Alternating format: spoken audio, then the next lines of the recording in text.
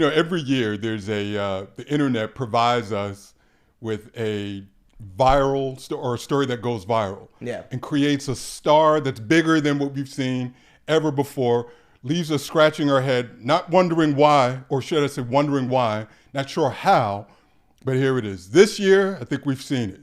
It was the Hak Tua girl.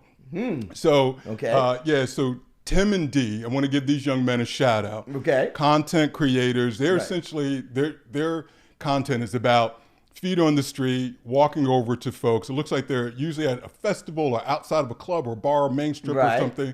They walk over to a lot of hot women and ask them questions.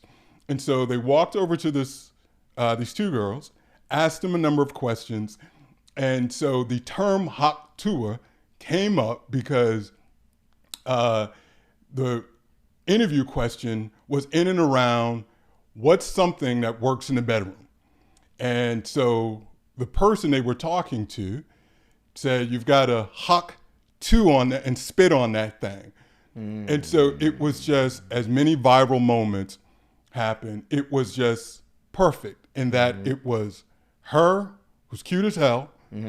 Two, it was this southern drawl twang she had. Okay. It was the term, it was all of those things, right? That you just want to catch lightning in a bottle. Right.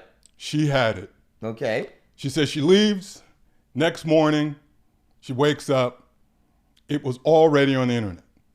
The folks from, was it Pornhub, Okay. said that they saw a spike in search increase of 47 million searches looking for the hot tour phrase, looking for that in association with porn stuff.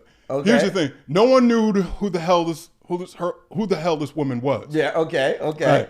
So So they were just searching the phrase. right. Well, they were searching the phrase. Right. Right. But then on the other side is no one knew who she was. Okay. Right. Because so Tim and Dee just saw someone on the street and asked her some questions. Right. Plan Bree. So Bree was a chicken fry. That podcast, another podcast will shout out. Right. Finally found her, brought her on. Her name is Haley Welch, I believe it is. Okay. 21 years old, from like a small town in Tennessee, just inside of Nashville, and was totally, and I love it, man. She seems like she's all on board with it. Yeah. She's got some merch. She's got somebody kind of helping her out a little bit to try Right. to cash in on this and everything. So it's one of those good stories. Listen, I'm gonna ask you again, another J&K associate. J&K Associates, yeah. J&K Associates, because I'm really like, okay, this is great, but what do you do with this? Where do you go with it? What happens with this? I love the idea that there's an opportunity for her to cash in on this, but what's your thought on this? One, the phenomenon, and two, if you're representing her, what do you tell her to do with this? I mean, listen, I say just live your life, man. I mean, when you say what should you, what do you at when you say what should? Well, before you get on that, tell me, what do you think about the whole phenomenon? Well, I think it's nasty. That's why I asked. Right? Yeah, I think it's nasty, and I think to even go on like and be searched for that and to be known for that, especially as a woman. That's nasty. Like, I wouldn't even want to be affiliated with any kind of woman like that. I wouldn't want to be her friend. I wouldn't want to know her. Oh I mean, God. listen, you may want to have fun with it.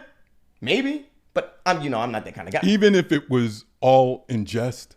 Because I got to tell you, man, she was like Henny Youngman with the one-liners. It said, how do you get over a breakup? She came back with the quick line, and she said the quickest way to get over someone is to get under someone. Yeah, man, she had him rolling, man. That is true. I just think for a woman, right? I just think for a woman, you want to set a certain precedent for yourself. Like, it's not clean, it's not classy, and I like to surround myself with classy, mature, respectable women in my life. Right? And I want to be associated with them even if they're not my woman, even if they're just my girlfriend. I don't want to be associated with women like that. You can call me bougie, you can call me whatever you want to, but that's just my personal thing. I wouldn't conduct myself like that in life. I wouldn't want my daughter, my mother, my sister, any of my girlfriends conducting myself like her and presenting that self to the world. That's just my personal take on it. You could call me whatever, you'd say whatever, but whatever. But that's just how I feel. I just don't think I would have done that or lead that kind of life if I was her. That's all. I have zero problem with it. Okay. I have zero problem with it. You're talking about a young lady that was working a job, not a career, her living with her and her grandmother. And if she found out a way to crack the code and corral this into something that's created a windfall for her, I say, why not? In this negative kind of way? Absolutely. Yeah, and absolutely. Listen, she can go on to be a comedian for all I know. I mean, it wasn't under some serious circumstances. No one says that she absolutely believed it. It was a feet on the street. But you're presenting it though. It was a feet on the street kind of interview. Okay. Someone stopping you, putting a mic in your face and say, "Hey, what are you doing?" She's throwing out one-liners and just saying a couple of things.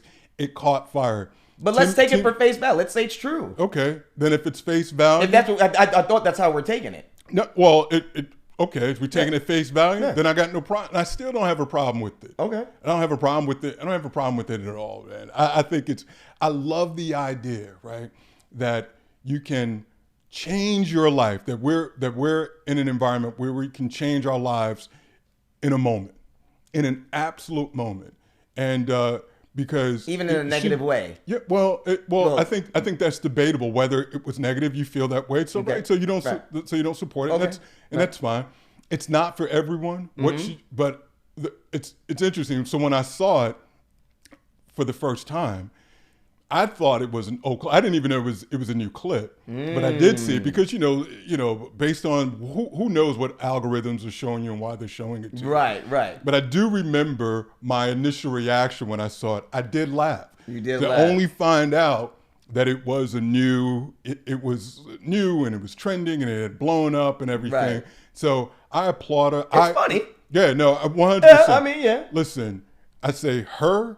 And she said there's someone who's helping her, managing her, and you had a number of fake hot tour girls pop up. Right. And so it was great that she was out there. She did Plan Bree, the Plan Bree podcast because she wanted to get out there. She also said that she wanted her first to be with a woman. Okay. Right? Something that she felt comfortable and safe with. That kind of lets you know that maybe how she rocks. Right. That she did want a safe space and everything. That maybe again that the interview and the comments, it was just for show. Wow. She had her friend, the same friend that was doing the interview, had her sit there next to her. They asked her friend about it, what she think about it, and she said, "Listen, Haley's always she's just a jokester. She's always making great one-liners. She's really funny.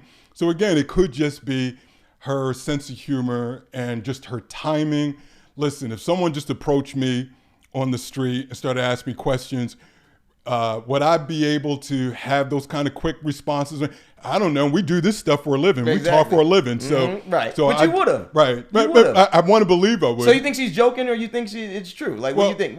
I think there could be a little bit of truth in both of it, but she's an adult. So the truth is nasty. Well, listen, I mean, I disagree. I disagree. If you think, if you think fellatio's nasty, I think you may have to have a conversation with the person doing that. Right. We'll just leave that right there. Okay. But I mean, maybe you might want to talk to whoever's doing that for you. But I love it. I just the one thing I hope is that Tim and Dee find a way, or hopefully they're getting something out of this. Yeah. Right. Even though they didn't plan it, it was their interview that created this moment. It was their editing and chopping it up and posting it, which is what created all of this. Personally, I would have liked to have seen her do that, maybe do the first interview with Tim and Dee, as opposed to maybe going on with Bree. I like Bree. Bree's got an incredible following and stuff. But it would have been nice to see that. And so hopefully they get an opportunity to cash in on that because they really did create the platform for Haley to do this. So I say kudos to the hot tour girl. Ride that That's wave. true. Ride it. Because right now, something, before you know, something else is going to happen, and we won't be talking about you in a minute anyway. Absolutely. When you get that fame and that notoriety and everyone's paying attention to you, like write it out, capitalize on your business, make it happen, grow your numbers, do what you got to do. So I don't have a problem with that aspect part. It was just on the personal side of the whole nastiness thing to me and stuff like that. So best to her.